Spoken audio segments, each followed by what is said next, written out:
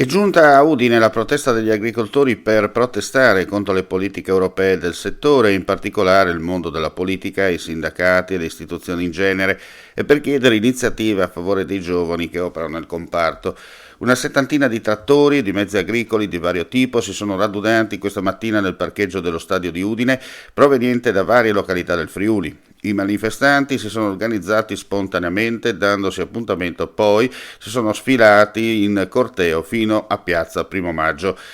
La manifestazione si è sciolta poco dopo e si è svolta senza alcun problema, ma soltanto qualche disagio per la circolazione. Le forze dell'ordine presenti hanno controllato lo svolgimento dell'iniziativa.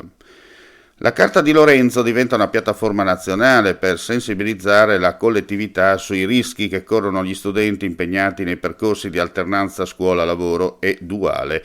La Carta deve il suo nome a Lorenzo Parelli, lo studente friulano di 18 anni, morto per un incidente sul lavoro nel gennaio del 2022, durante l'ultimo giorno di un progetto di alternanza scuola-lavoro in uno stabilimento di Pavia di Udine. Si tratta di un documento scritto dalla famiglia di Lorenzo insieme alla regione Friuli-Venezia Giulia. Uno sciopero è in corso oggi tra i lavoratori dello stabilimento Electrolux di Porcia, che si astengono dal lavoro per 3 ore per ciascun turno di lavoro.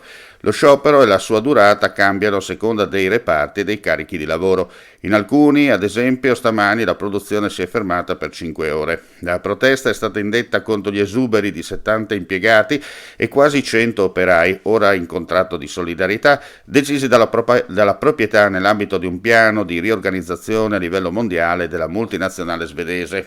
Oggi alle 14.30 a Pordenone si è svolto un tavolo fra sindacati e presidente della regione Massimiliano Fedriga, dove ha partecipato anche il ministro per i rapporti con il Parlamento Luca Ciriani. A Porcia ha sede il Centro Mondiale di Ricerca e Sviluppo Aziendale, con ricadute per tutta l'attività del gruppo. La tassa di soggiorno, introdotta a Muggia per la prima volta dall'attuale amministrazione nel 2023, registra introiti per quasi 61.000 euro dal 15 luglio al 15 ottobre, che saranno investiti sul territorio secondo le linee che saranno decise in un prossimo confronto con le categorie interessate, Feder Alberghi in primis.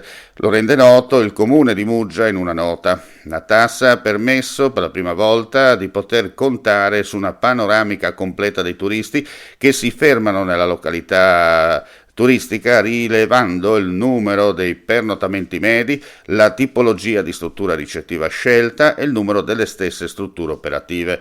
Per l'anno in corso la previsione di incasso è di aumento, considerando che la tassa verrà applicata tra il 15 marzo e il 15 ottobre. Riguardo all'anno precedente, gli ospiti sono stati 13.539 per 38.775 pernottamenti complessivi.